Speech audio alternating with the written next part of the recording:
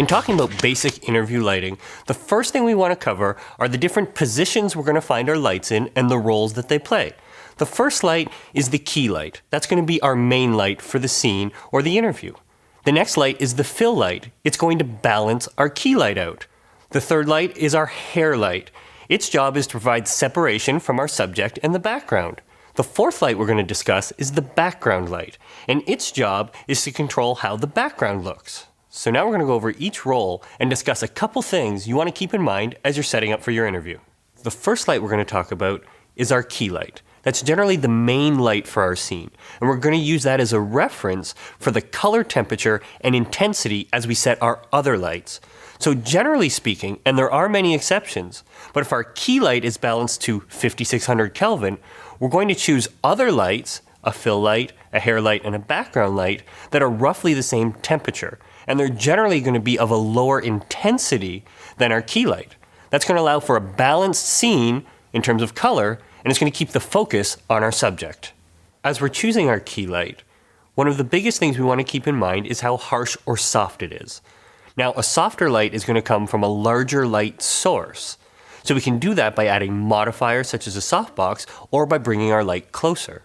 Now we want to be careful because a softer light source is not always the most appropriate for our interview. Sometimes we want a harsher light source. But as we're starting out, generally, we're going to go for a softer light source because it's a lot more flattering for our subjects. So here we have a 2x3 softbox on a Profoto tungsten air. We're going to compare that to the bare bulb of the tungsten air, and you're going to see just how much softer the light is by increasing its apparent size through the use of the softbox. The next thing we want to keep in mind is what angle do we place our key light in relation to our camera. So here we're going to start with the key light right over top of the camera, and you're going to notice that there's very little shape created on our subject from our light. Now as we move it more off axis and go to 45 degrees and then all the way to 135 degrees, look at how much more dramatic it looks. So as we go off axis of the camera with our key light, we are getting more shape in our subject and we're also getting more dramatic. So the thing you want to keep in mind here is how dramatic do you want it to feel?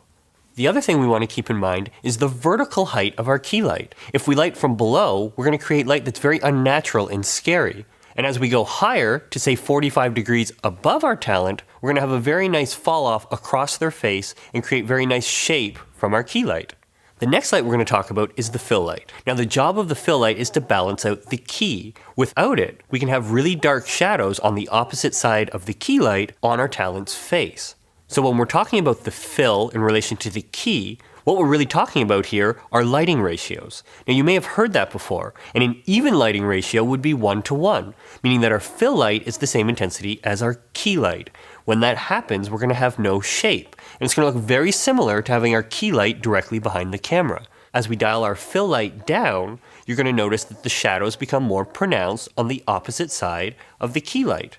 At this point, it's really up to you to think about what you're trying to say and how you want the interview to feel. So try playing with the balance between the fill and the key until you get the look that you feel is appropriate.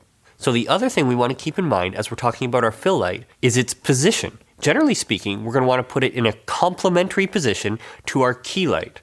That is going to perfectly balance out the shadows created by the key light. If we move it to other positions, what we're going to notice is that we can create pockets of shadow while filling in other areas. The next light we're going to talk about is the hair light. Now the job of the hair light is to provide separation between our talent and the background. This is especially important if our talent has darker hair, skin, or clothing, and we have a darker background.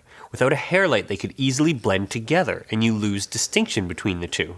The biggest thing we want to keep in mind with our hair light is its position. We're generally going to try and put it as far behind the talent as possible, but we have to be careful that we don't see the light or the light stand in our shot. As we move it more to the side, we have to be careful that we're not lighting the side of the talent's face, unless that's intentional. When it comes to the intensity of the hair light, that's really up to you and the look you're trying to create.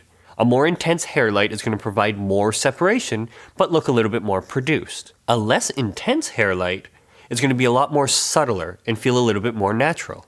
We're generally not as concerned about the harshness or softness of our hair light because it's only providing an edge on our talent. The harshness does become important if we move the hair light more to the side and it falls on the side of their face. But if we are lighting strictly the back of our talent and providing separation from the background, the harshness or softness is much less important.